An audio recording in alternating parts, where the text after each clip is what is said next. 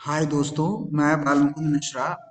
आज मैं question number 23 से स्टार्ट करूंगा आपका एक्सप्लेन करना। कौन से पेपर का? स्टेट 2023 शिफ्ट 2 में जो आया है उसको हम एक्सप्लेन करेंगे कंप्यूटर साइंस के। ठीक है। तो हमारा क्वेश्चन रहा, which representation is best suited for matrices with a small number of non-zero elements in each row and column। यानी कि कौन सा इसमें कुछ रिप्रेजेंटेशन दिया गया है, triplet representation, compress, sparse row format, array representation. तो पूछ रहा है कि इसमें से कौन बेस्ट सूटेड होगा किस चीज के लिए, with small number of non zero elements in each row and column. अगर हर एक रो और कॉलम में बहुत कम नंबर में नॉन जीरो कॉलम्स रहते हैं तो उसके लिए कौन सा सुटेबल होगा। तो उसके लिए कौन सा होगा, complex sparse column, CSC format suitable होगा। Now come on the question number 24। Which of the following representation is most suitable for efficient row-wise traversal of a sparse matrix?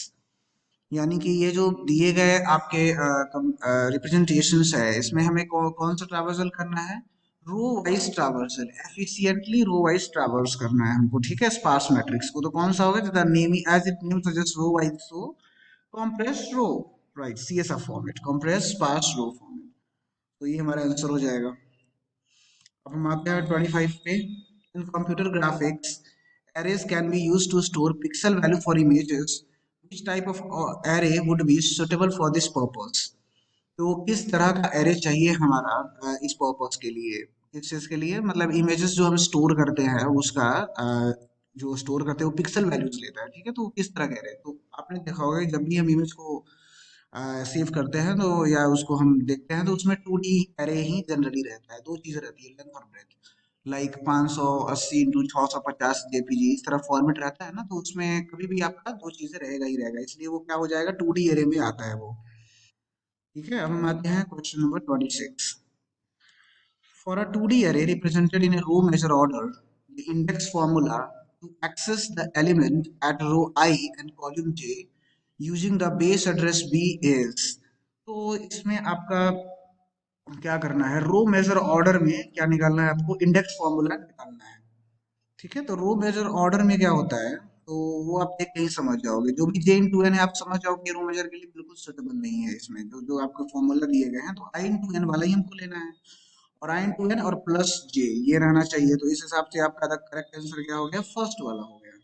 क्योंकि आई किस चीज को बताता है, रो को बताता है, और आप रो मेजर ऑर्डर में देख रहे हैं, इसलिए रो इंटू एन, एन आपको करते हैं, हम लोग करते हैं प्लस कॉलम लिखते हैं। रो मेजर में अगर कॉलम मेजर रहेगा तो फिर कॉलम इंटू और प्लस में रो करेंगे, थोड़ा उल्टा हो जाएगा। तो ये चीज, इसलिए इसमें हमारा करेक्ट आंसर क्या हो गया, ये वाला हो गया। करेक्ट आंसर हमारा फर्स्ट नंबर हो गया। ठीक है, अब हम आते हैं, the bankers algorithm is an example of A deadlock. Bankers algorithm deadlock किस चीज को करता है, तो ये जो है अवॉइडेंस एल्गोरिदम होता है। ठीक है, ये डेडलॉक को अवॉइड करता है उसको।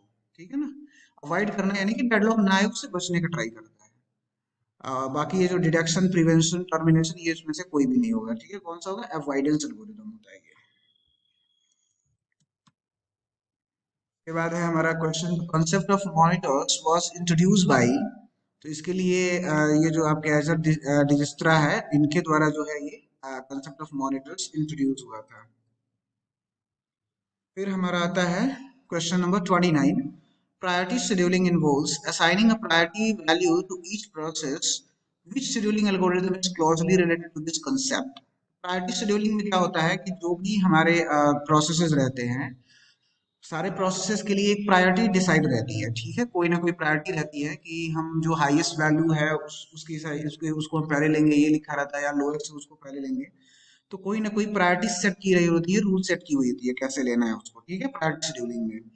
तो अब वो कह रहा है कि इसमें से कौन सा एल्गोरिथम जो है वो प्रायोरिटी को कंसिडर करता है। FCFS no, SJN no, multi level की शेड्यूलिंग वाई, क्योंकि इसमें अलग अलग क्यूज होते हैं, हर एक इंडिविजुअल क्यू को क्या होता है, एक प्रायोरिटी होता है, पर्टिकुलर प्रायोरिटी होता है।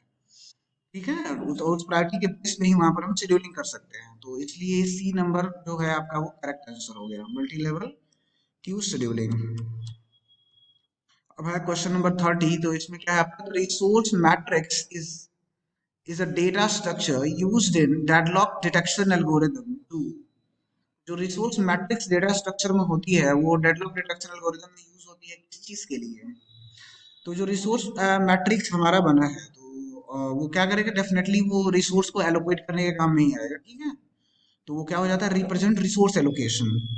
बाकी ऑप्शंस क्या दे रहा है आपको, रिप्रेजेंट एग्जीक्यूशन ऑर्डर, इससे कोई मतलब नहीं है, एग्जीक्यूशन ऑर्डर, एग्जीक्यूशन हिस्ट्री और प्रायोरिटी ऑफ प्रोसेस, इससे कोई मतलब नहीं है। रिसोर्स मैट्रिक्स जो रिसोर्स का एलोकेशन है उसी के बारे में बताएगा कि कौन किस एक रिसोर्स को एलोकेट, एक तरह से जैसे मान लो कोई तुम्हारा प्रोसेस है, ठीक है, तो वो रिसोर्स को किस रिसोर्स को होल्ड किया है, किसके लिए वेट कर रहा है, तो ये सारा चीज जो है वो तुम्हारा ये बताता है 30। तो इसलिए इसमें क्या हो जाएगा, रिप्रेजेंट रिसोर्स एलोकेशन।